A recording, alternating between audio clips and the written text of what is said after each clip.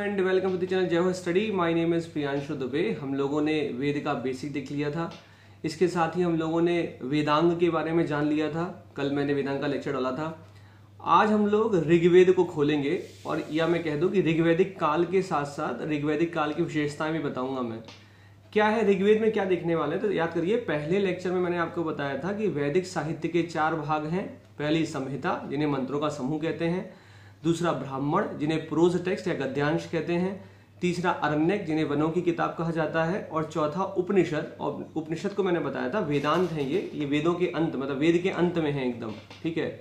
और साथ में यही बताया था कि उपनिषद का मतलब होता है उप मतलब समीप में, नी मतलब निष्ठा के साथ, सद मतलब सुना हुआ ज्ञान। गुरु के समीप बैठकर निष्ठा के साथ सुने हुए ज्ञान को उपनिषद या वेदांत वेद के अंत में लिखे हैं तो वेदांत कहा गया, ठीक।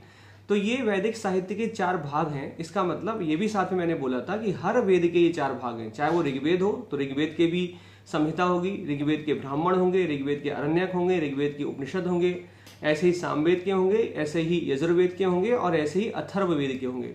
फिर मैंने बताया आपको कि ये मैं पिछले वीडियो में बता चुका हूँ जो मैं बोल रहा हूँ। फिर मैंने आपको बताया कि देखिए ऋग्वेद, सामवेद और यजुर्वेद के संहिता, ब्राह्मण, अरण्यक और उपनिषद हैं, लेकिन अथर्ववेद की संहिता है, ब्राह्मण मतलब प्रोज टेक्स्ट या गद्यांश है, लेकिन अथर्ववेद का अरण्यक नहीं है। अथर्ववेद के उपनिषद भी हैं लेकिन अरण्यक नहीं, वनों की किताब नहीं अथर्ववेद की।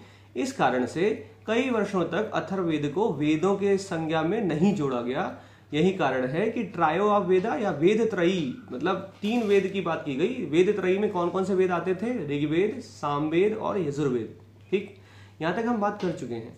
तो जैसा कि मैंने बोला कि ऋग्वेद में भी 4 चीजें हैं। ऋग्वेद की संहिता है, ऋग्वेद का ब्राह्मण प्रोज टेक्स्ट है, ऋग्वेद का अरण्यक है और ऋग्वेद का उपनिषद है। तो आज हम इसी पे बात करेंगे। ऋग्वेद की बात करेंगे और ऋग्वैदिक काल की बात करेंगे। उस काल की प्रॉपर्टीज क्या थी, विशेषताएं क्या थी। देखिए ऋग्वेद की संहिता है, तो ऋग्वेद की संहिता का मतलब ऋग्वेद के अंदर मंत्र लिखे गए हैं, क्योंकि संहिता का मतलब होता है कलेक्शन ऑफ मंत्र, ठीक है, मंत्रों का समूह। ध्यान दीजिएगा, ऋग्वेद की संहिता मतलब संहिता कैसे लिखी गई है, तो ऋग्वेद के अंतर्गत 10 अध्याय हैं। या तो मैं उसको 10 अध्याय कह दूं या फिर मैं उसे 10 मंडल कह दूं, बात एक ही है, ठीक है। मैं अध्याय बोल रहा हूं कि समझने में आसानी रहे। तो अगर कोई किताब है, मान लीजिए ये किताब है, अगर ये किताब है तो ये ऋग्वेद मान के चलिए, अब ऋग्वेद है, इसमें 10 मंडल है, 10 अध्याय है इसमें, ठीक है। तो ये 10 मंडल है इसमें, और ये 10 मंडल किसी ना किसी ऋषि को समर्पित है, ठीक है। हर ऋषि ने किसी न किसी मंडल पे काम किया है, लेकिन 2 से लेकर 7 तक के मंडलों को, 2 से लेकर 7 तक मतलब 2, 3, 4, 5, 6 और 7, इन मंडलों को सबसे पुराना मंडल या सबसे पुराने अध्याय कहा गया। या फिर क्योंकि यह मंडल 2 से लेकर 7 तक के मंडल, क्योंकि यह मंडल किसी न किसी ऋषि को दिए गए हैं लिखने के लिए, ऋषि ने उन अध्यायों में लिखा है अपने बारे में, अपने कर्मकांडों के बारे में, अपने मंत्रों के बारे में, इस कारण से इन अपने जीवन के बारे में, इस कारण से 2 से लेकर 7 तक के अध्याय को गोत्र अध्याय, गोत्र का मतलब किसी विशेष गोत्र को दिए गए लिखने के लिए, या फिर फैमिली पारिवारिक अध्याय कहा जाता है, ठीक है। समझ में फिर से सुनिएगा, ध्यान से सुनिएगा एकदम। 2 से लेकर 7 तक के अध्याय को सबसे पुराना, सबसे ओल्ड है ये अध्याय। साथ ही साथ इन अध्यायों को किसी विशेष गोत्र को दिया गया लिखने के लिए, इसीलिए इन्हें गोत्र अध्याय भी कहा गया। और क्योंकि इन 2 से लेकर 7 मंडलों में ऋषि मुनियों ने अपने बारे में जानकारी दी है, अपने मंत्रों के बारे में जानकारी दी है, अपने इष्ट देवता के बारे में जानकारी दी है, इसलिए इन मंडलों को, इन मंडल या इन अध्यायों को फैमिली या फिर पारिवारिक अध्याय भी कहा जाता है, ठीक है। तो आप कहेंगे कौन से पारिवारिक अध्याय, कौन से ऋषि मुनि हैं, तो एक याद रखिए, क्योंकि एक ही फोकस जनरली किया जाता है तो बहुत सारे हैं, लेकिन आपको जैसे अत्रि ऋषि हैं, अत्रि ऋषि के साथ साथ विश्वामित्र हैं, वशिष्ठ हैं, भरद्वाज हैं। तो याद रखिए विश्वामित्र ऋषि को तीसरा मंडल या तीसरा अध्याय दिया गया, और विश्वामित्र ऋषि ने तीसरे मंडल में गायत्री मंत्र मतलब जो सूर्य की प्रशंसा में गाया, उस गायत्री मंत्र का वर्णन किया है, जिसे सावित्री मंत्र या सविता मंत्र भी कहा जाता है। सावित्री का मतलब सूर्य को ऋग्वैदिक काल में सवित्री कहते थे, इसलिए वो सवित्री मंत्र है या फिर सविता मंत्र है। गायत्री मंत्र को ही सविता मंत्र भी कहते हैं, गायत्री मंत्र को ही सवित्री मंत्र भी कहते हैं। कौन सा गायत्री मंत्र? ओम भूर्भुवः स्वः, ठीक है। ये अपने ओरिजिनल फॉर्म में आप नहीं गाते हो, ओरिजिनली ये बहुत कठिन है, इसको सिंप्लीफाई करके हमको दिया गया है, इसलिए हम उसको ओम भूर्भुवः स्वः पढ़ते हैं, ठीक है। तो ये है कि ऋग्वेद का तीसरा मंडल विश्वामित्र को दिया गया, और विश्वामित्र ने उस मंडल में मतलब गायत्री मंत्र तो लिखा, अपने बारे में भी लिखा हुआ है, और भी कर्मकांडों के बारे में, यज्ञ में वो जो करते हैं उसके बारे में भी लिखा हुआ है। ठीक है, तो ये है तीसरा मंडल। इसी प्रकार ध्यान, और मैंने बोला 2 से लेकर 7 तक के मंडलों को कहा गया है पारिवारिक अध्याय, तो याद रखिएगा सबसे पुराने मंडल हैं ये, लेकिन पहला और 10वां मंडल सबसे नए मंडल हैं, सबसे नए जोड़े गए। ठीक है, अब बात करते हैं जो एग्जाम में क्वेश्चन आते हैं वो ये पहला क्वेश्चन पूछ लेगा कि बताइए गायत्री मंत्र का संबंध किस वेद से है, तो ऋग्वेद से। दूसरा क्वेश्चन, बताइए गायत्री मंत्र ऋग्वेद के किस मंडल में है, तो तीसरे मंडल में। तीसरा क्वेश्चन, बताइए गायत्री मंत्र की रचना किसने करी, विश्वामित्र ने। चौथा क्वेश्चन, बताइए गायत्री मंत्र को किस भगवान की प्रशंसा में गाया गया, सूर्य भगवान की। और 5वां क्वेश्चन कि सावित्री मंत्र या सविता मंत्र किसके लिए लिखा गया, तो सूर्य के लिए, क्योंकि सावित्री और सविता तो एकदम से याद नहीं आएगा, इसलिए ऐसा क्वेश्चन मैंने बना दिया। ठीक, ये तो हो गया तीसरे मंडल की बात। इसी प्रकार नवे मंडल में सोम मतलब प्लांट गॉड की बात, वनस्पति भगवान की बात की। वनस्पति का मतलब सोम क्या चीज है, सोम का मतलब सोमरस। सोमरस क्या चीज है, आज की ताड़ी तब का सोमरस। ठीक है, तो ये सोमरस कैसे प्राप्त हो रहा है, तो वनस्पतियों को तोड़कर, वनस्पति समझते हो ना, मतलब औषधियां, वनस्पति को तोड़ा, औषधि को तोड़ा, उसको पीसा, उससे रस निकला। इस कारण से नवे मंडल में सोम रस या फिर प्लांट गॉड या फिर वनस्पति के देवता की बात की गई है, और लगभग 188 सूक्त इनको डेडिकेट कर दिए गए इस नवे मंडल में, क्योंकि नवे मंडल में 188 सूक्त डेडिकेट किए गए हैं सोम को, इसी कारण से ये सोम मंडल भी कहलाता है। ठीक है, तो नवा मंडल है सोम मंडल, या फिर इन्हें कहा गया वनस्पति या फिर प्लांट का देवता। ठीक, इसी प्रकार 8वें मंडल में कुछ महिलाओं के नाम मिलते हैं, जैसे लोपामुद्रा का नाम मिलेगा आपको, क्योंकि मन की बात कार्यक्रम में नरेंद्र मोदी जी ने आज से 7-8 महीने पहले 2 नाम लिए थे, एक लिया था लोपामुद्रा और एक लिया था गार्गी। ठीक है, तो याद रखिएगा ये लोपामुद्रा 8वें अध्याय में महिलाओं की बात की, 8वें मंडल में महिलाओं की बात की गई है। ये लोपामुद्रा बिग बॉस वाली नहीं है, ये बिग बॉस वाला सोच लो बैठ के, विदुषी महिला है, लोपामुद्रा तो अलग है।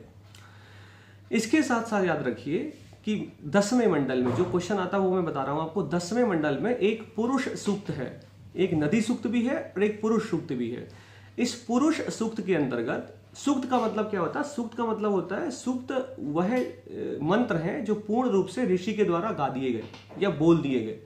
इन मंत्रों में पूरा ऋषि ने पूरे मंत्र को बोला होगा, अपने द्वारा लिखा होगा, तो वो सूक्त कहलाएंगे।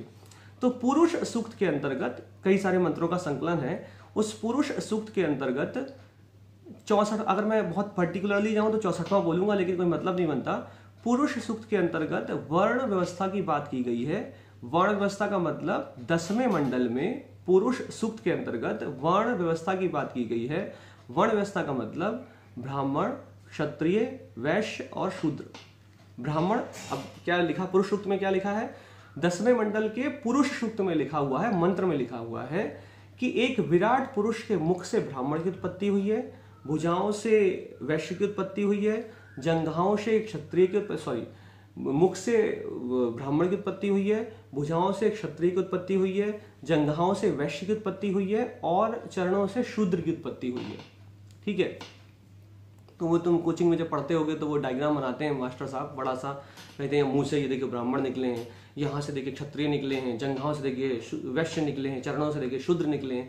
तो ये कर्मकांड इसी प्रकार चलते हैं, मतलब ये पुरानी बातें हैं, पुराना ट्रेडिशन था, वो उनकी सोच थी, वो उस प्रकार से उन्होंने लिख दिया, हमने पढ़ लिया, बाद में वो मॉडिफाई होता चला गया, अब स्थिति अलग है। ठीक है, इसका कोई मीनिंग नहीं है जो लिखा हुआ है।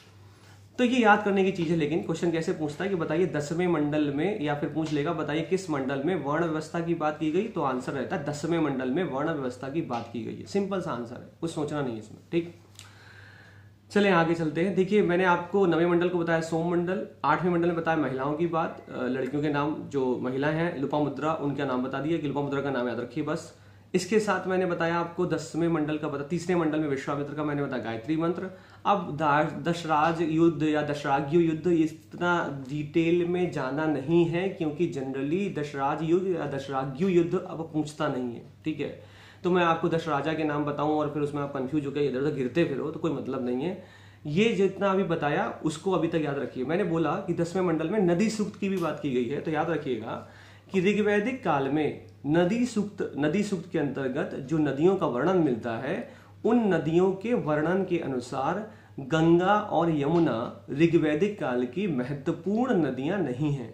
ठीक है, ये मत सोचेगा पूछ लेगा ऋग्वैदिक काल की महत्वपूर्ण नदी गंगा मार दो, क्या गंगा, ये तो बहती है पूरे भारत में, मत दिख क्या गंगा है सबसे इंपॉर्टेंट, पूरे भारत मतलब जिस एरिया में बहती है, जिन 4-5 राज्यों से निकलती है, उसके हिसाब से मत सोच लेना यूपी वाले सोचते गंगा ही है पवित्र, हर चीज को गंगा मार दो। तो गंगा और यमुना का वर्णन बहुत कम बार है, 1 या 2 बार वर्णन किया गया गंगा यमुना का ऋग्वेद के अंतर्गत। लेकिन इस नदी सूक्त में जिस नदी का वर्णन बहुत बार किया गया है वो है सिंधु नदी, सिंधु नदी।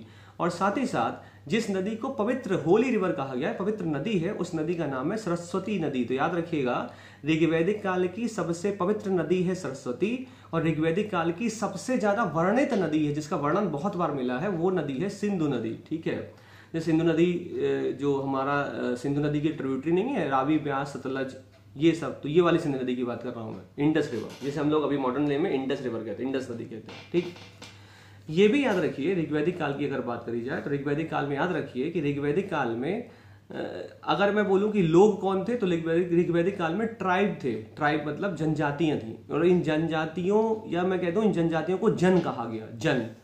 तो ये